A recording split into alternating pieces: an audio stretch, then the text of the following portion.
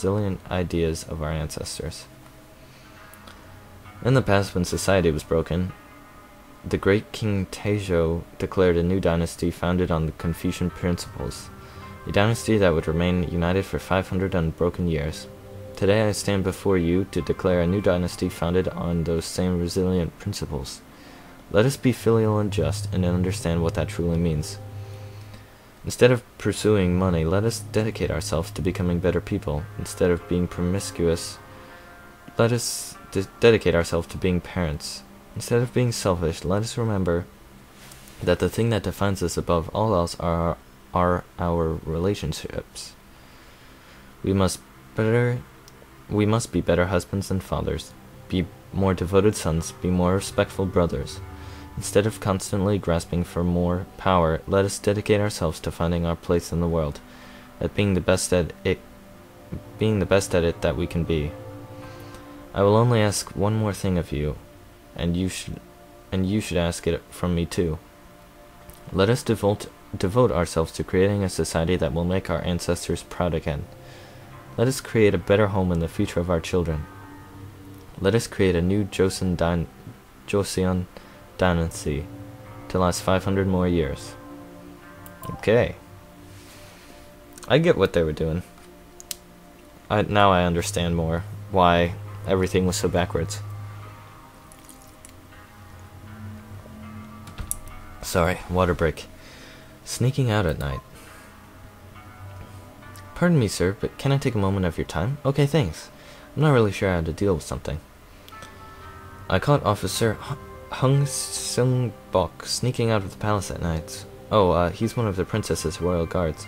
He was off duty at the time, and I caught him after he'd been waved through the side gate. I don't know who waved him through without authorization, since, you know, my cameras are pretty high angle, and those hats are part of the uniform, making it pretty much impossible to see faces. I assume it's whoever was on duty, though. Anyway, I caught Sung-bok as he was on his way back in. He waved to some peasant-looking man in the corridor. This incident occurred at like 4 a.m., so if he really was a peasant, it was totally past curfew, I may add. After that guy left, Sung-bok was alone in the corridor, so I popped up on the nearby screens. Whoa, he said, nearly jumping. Is that Mute? Yeah, it's me, I told him. You look really different, ma'am, he stammered. And, I thought you were dead? I got kind of awkward, as one does when you are talking to someone who recognizes you but you don't recognize them. And also you've had your whole memory wiped. Oh, well, not anymore. I'm not anymore, I said. I got brought back. I'm sorry. You are Officer Hyo Sung-bok? Have we met before? Yeah, ma'am, a couple of times. When you were older, I guess? I mean, not much. We weren't friends or anything. You just happened to be around when I was talking to So yeah. He stopped and then apologized before he could finish saying her name. And then just said, the old chief security officer. Yeah, I know. No, I was saying this is too taboo. No, I know that it's too taboo to mention her name. I was just saying. Were you outside the palace? I asked. Who was that man? Oh, just a friend, he said. I should get back inside now. It's nice to see you're alive, ma'am. I don't know. He didn't seem like a friend to me. Even going past the whole peasant thing, it's not... Yeah, exactly. Oh, okay. If you say so. Really? I didn't know that was the thing men did. I guess you learn something new every day. What? Okay. I don't know what she's talking about. Anyway, still I figure he shouldn't be sneaking out in the middle of the night. Yeah, I don't want to be the princess's royal guards. I don't want the princess's royal guards to be sleep deprived. Pretty sure the kid deserves a lot better than that. I don't know if it's disciplinary matter or not, and didn't really want him to get a dressing down from a woman because it's not really appropriate, but yeah, okay. Thanks, I appreciate that. Bye. Okay, bye for now. Who is she talking to? The log?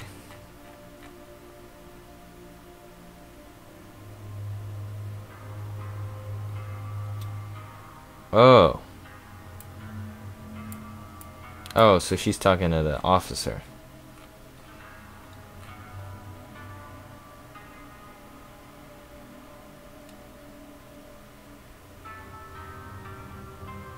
Okay. Board of Ministers from the Records Office. Year 10.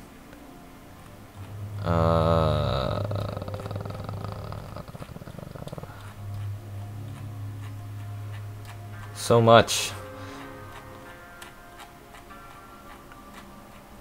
His Imperial Majesty Ryu.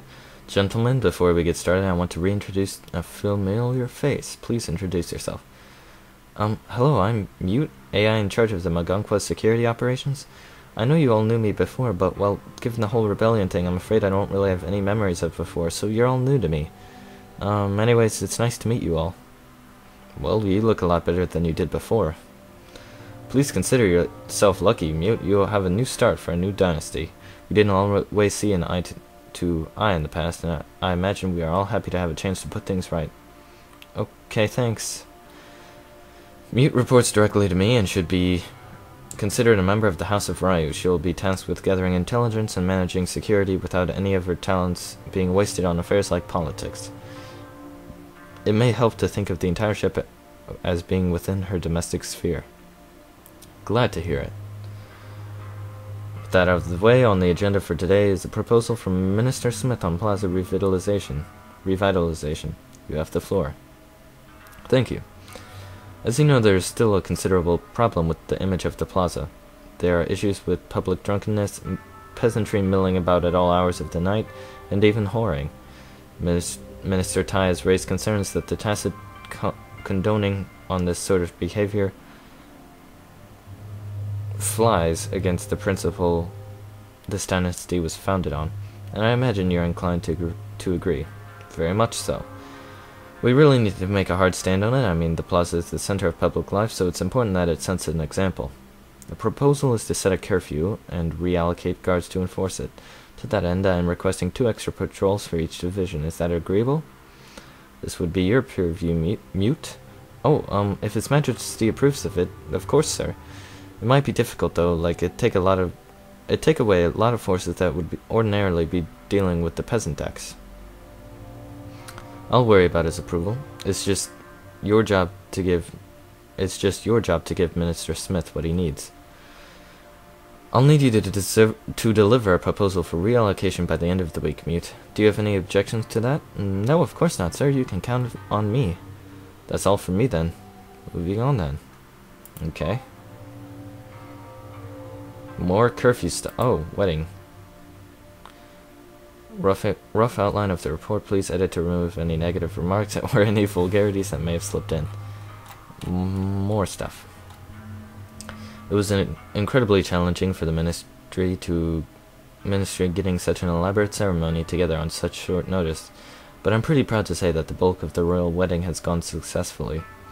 All that remains of the ceremony is for the bride to be presented to the Ryu Ancestral Temple, which, thanks to the negligence of the Ministry of State, still hasn't actually finished construction yet. But that one isn't on us. The most publicly visible element of the wedding, the induction of the bride by the groom into his home, definitely ended up drawing the crowd we were anticipating, although I'll have to admit that awful fucking computer girl would have handled policing the peasants. They did not edit this well. Would have handled policing the peasants who were there a lot better than whoever the current officer was. And with the peasant class barred from using computers, it's basically a miracle we managed to actually reach as many of them as we did. Even then, I don't think the full weight of how radically different the Confucianized ceremony was really sank in with them. This isn't expected, though. As far as I can tell from the reference material that's available in paper books, even our ancestors in the original Joseon Dynasty had a hell of a time educating people on the matter. And thanks to what we know, we're off to a strong start in trying to emulate them. Regardless, there was a wide range of people in attendance, from peasants to beauties like Hyo A-jong and her cute little sister, to former Chief Counselor Smith. I have no doubt that between the procession and the fabulous traditional royal attire on display, we've made every one of those spectators dream of having a wedding like that. Although I do worry about our historical accuracy when it comes to details like the outfits. Anything with photographs in it was lost to that damn traitorous Hyo So-young. and her attempted rebellion's total computer wipe, but hopefully our ancestors will forgive any imperfections and instead be happy about at least getting the important parts of the ceremony right. Now only time will tell whether it will be enough for the imperial family to lead by example when it comes to promoting proper Confucian weddings, or if it will require further work to finally kill the last corrupt dynasty's tradition of devaluing the groom's importance. If we were going to get the values that we founded on this dynasty right, then it's absolutely, completely, and utterly imperative that we get them right starting with the marriage. I don't think it can be stressed enough just how important promoting proper marriage here is. It's the foundation of adulthood, one of the most fundamental relationships and the basic unit on which families are built on. And even if nobles don't get how destructive practices that completely skew the dynamic of the relationship, like, for instance, the popular occurrence of a groom moving into the bride's home can be, then we've got a serious problem. Really though, time will tell whether what continues to be a problem or not. But as for the ceremony itself, especially the induction of the queen consort into the imperial palace, it was absolutely gorgeous and powerful and wide-reaching to the people of the Mogonghua. And ancestors willing, it'll be damned well inspiring too. Okay. One more. Gotta take a sip of water.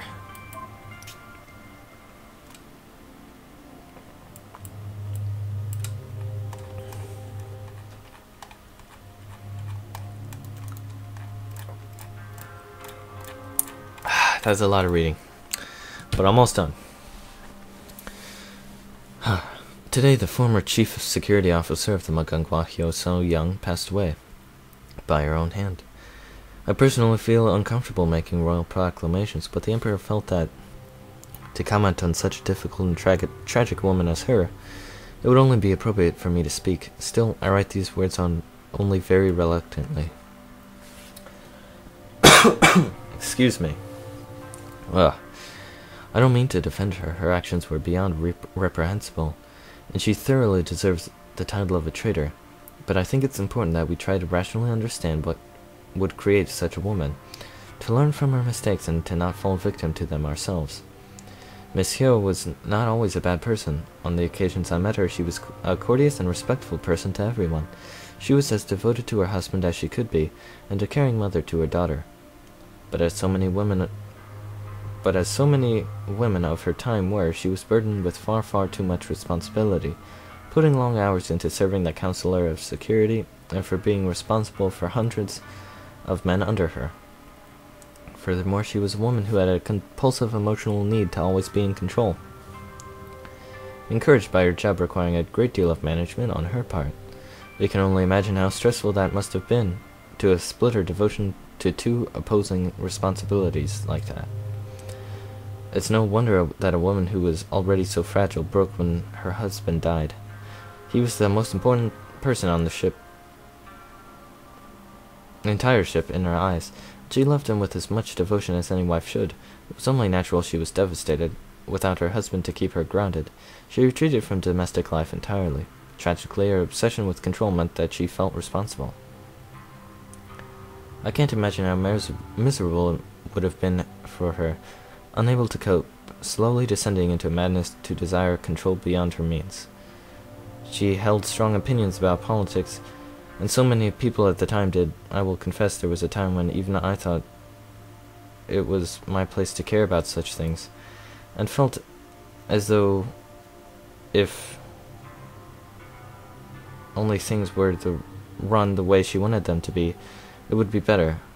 I still don't think she should be blamed even for that. She was traumatized after all. Few others have such an excuse for feeling like they should worry about things that are far out of their place. One thing she did have control over, however, was her security men. But she wanted more. She let sorrow turn into ambition, and in the chaos of her attempted coup, her ambition caused extraordinary devastation to our computer system before she was brought under control. I won't dwell on the details of that night, we all know them well. It's not what's important. What's important is to understand that by doing that, a woman's pursuit of ambition caused her to fail in all the things she was entrusted with. She failed in her duty to her direct superior Mute, her actions resulting in her death in the end. She failed in her duty as a mother, unable to care for her poor fatherless daughter from prison. And worst of all, she failed her husband. Her insistence on unnecessarily having a prominent high-status job meant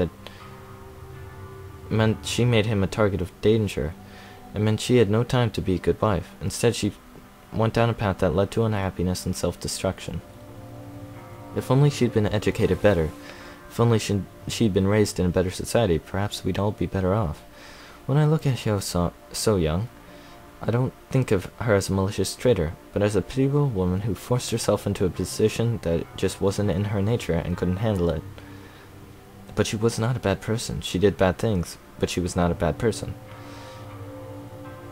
In the end, she realized the ills of her ways, and in taking her own life, she has brought back some measure of dignity back to her family name. It takes braveness to do that. So today, I will admire her for being a woman who was able to admit her faults in the end, and I will endeavor to be more like that. We all should. Her Imperial Highness Queen Consort Oyuna. That's weird. Hey! Hi! Hi. It's Yune's fault, okay? No, it isn't. It was the Tpok that screwed everything up, not me. You're the one who decided to use force to force a cross-compile on an unsupported architecture. What did you think would happen? But... Chief, now we've wasted that advanced dictionary program that he so kindly got for us. But you're the one who told me to try that. And I quote, those builds should totally work just fine, just force it, okay? Anyway, the bottom line is that we can't really hear anything you're saying. Like, English to Korean translation is completely broken. Yeah. I'll try to translate the ship's name, but it just comes out as... okay. The ship's name is White Princess. I know that, I'm just using an example of how English to Korean translation doesn't work, jeez. Of course I remember what the name is from back when it did work. Jeez, watch your text box size, okay? That's my face you're covering. I can't help it, it's a language that I don't understand. Translated English text makes up so much more space than Hangul. I don't really get it. Stop babbling, Hyune. Can we focus on what's important, please? I'm sorry, sir. Will you please forgive me for breaking things? Oh. That's cool. I know you're forgiven. I don't care. Thanks. I knew there was a reason why I liked you. You're very fair. Hyune? Yes? You too. Yes, I think that it's fair too. No, geez, ask him for forgiveness too. Show some respect. Really? Fine, I'm sorry. Forgive me? It's not your fault. I'm still upset. You're forgiven. See, of course it wasn't a problem. Geez, then thank him, Hyune. Fine, thanks.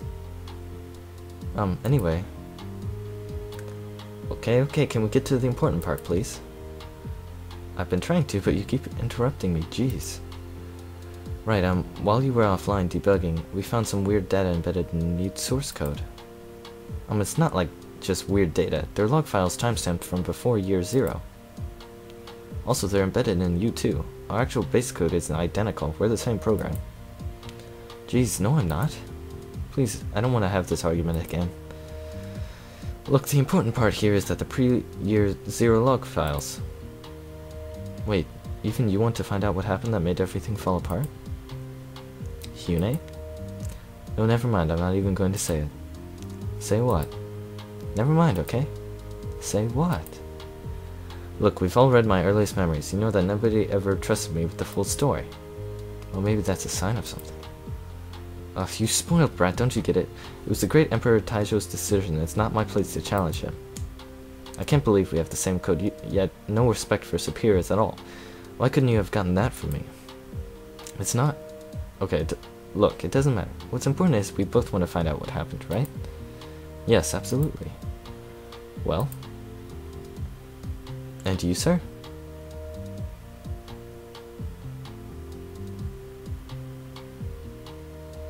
Yes, absolutely. Thank you so much. Yeah, that's really wonderful of you. Guys, I'm gonna end it here. Sorry we didn't get to talk to these two much, but I'm glad I got that. It's funny. This is gonna be fun, and I will definitely go through and do all of the other endings, but yeah, I'm gonna put this up as soon as possible. Actually, why am I talking about this right now? Because this is probably gonna go up like 3 days from now, or tomorrow. I don't even know. Anyways, thanks for watching. See you next time.